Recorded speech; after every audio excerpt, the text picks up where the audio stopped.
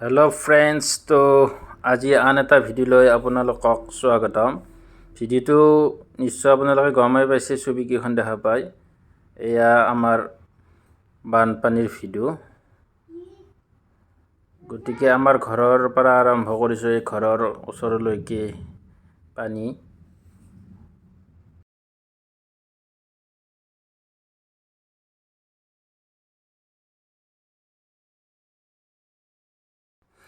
এয়া বানপানী আমাৰ লেট্ৰিনলৈকে আহিছে, এয়া যাব নোৱাৰা অৱস্থা। তাৰপিছত এইফালে চাওক, হাঁহকেইজনীয়ে ঘৰতে আধাৰ পাইছে আৰু কেঁচুবিলাক ওলাইছেতো, এইবিলাক খাই আছে। লগতে মাছো ইয়াত ধৰা হ'ল মোৰ ৰাতিপুৱা।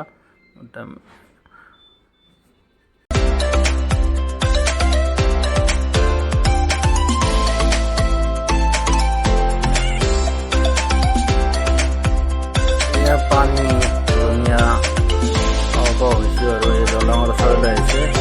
ৰঙীয়া ভূটান আমাৰ কিছুমান মানুহে বানপানী চাবলৈ গৈছে।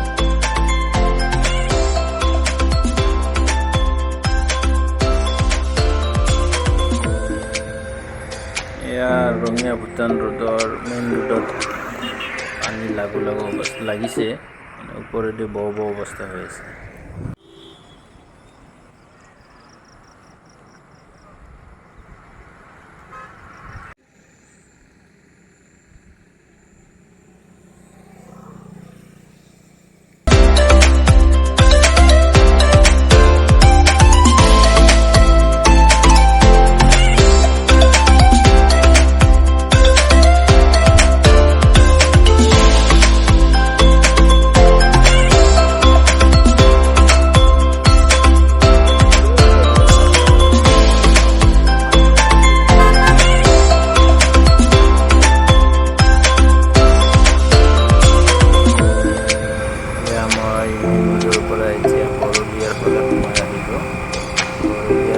অৱস্থা আপোনালোকে দেখা পাব।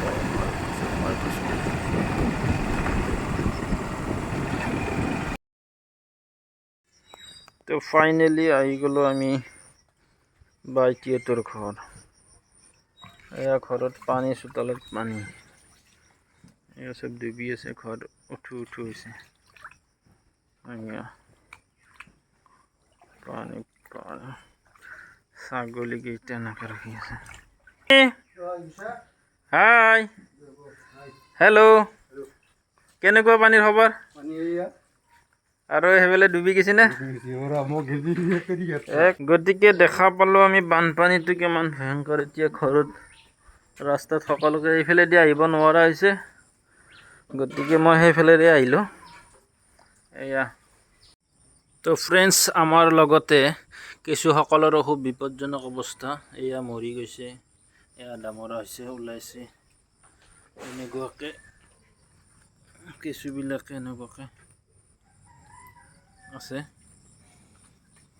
এইটো ডাঙৰ কেঁচু, এইটো পানীৰ তলতে আছে, তেনেকুৱা হৈছে। ঘৰৰ পিছফালেও আছে এনেকুৱা বিলাক ওলাই।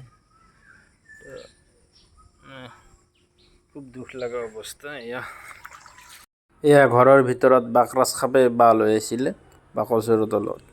এয়া বাকচটো গুচাই দিয়াৰ লগে লগে আমি দেখা পালোঁ আৰু ইয়াক অতি সহজেৰে বধ কৰিলোঁ। এয়া সাপ লাইনৰ তলত ওলমি থাকিল। এতিয়া আমি বৰলীয়া নদী চাবলৈ গৈ আছোঁ। আপোনালোকে দেখা পাব বৰলীয়াৰ জলপৃষ্ঠ কিমান ওপৰলৈ আহিছে।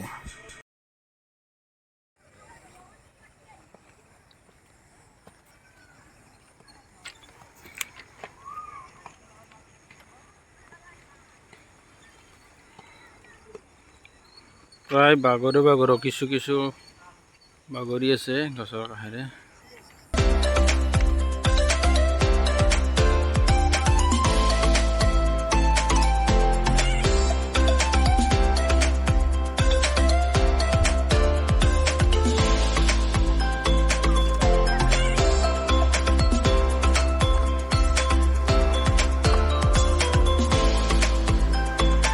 পুৰুষ মহিলা সকলোৱে মিলি বৰলীয়া নদীত মাছ মাৰি আছে।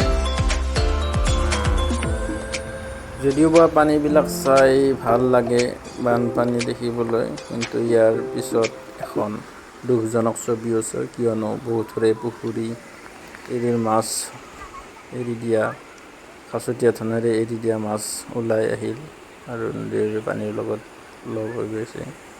গতিকে আৰু লগতে বহুতো জীৱ জন্তু কষ্ট হৈ আছে, এনেকুৱা ঘৰো মানুহৰ সা সৰঞ্জামবিলাকো নষ্ট হৈ গ'ল। ইয়াৰ পিছৰ ছবিখন খুবেই দুখজনক। তো ফ্ৰেণ্ডছ, ভিডিঅ'টো চাই কেনেকুৱা পালে জনাব, লগতে বানপানীৰ বিষয়ে কমেণ্ট কৰি জনাব। এয়া শেষত আমি বৰলীয়া দেখা পালোঁ। বৰলীয়া এতিয়াও বাগৰি যোৱা নাই।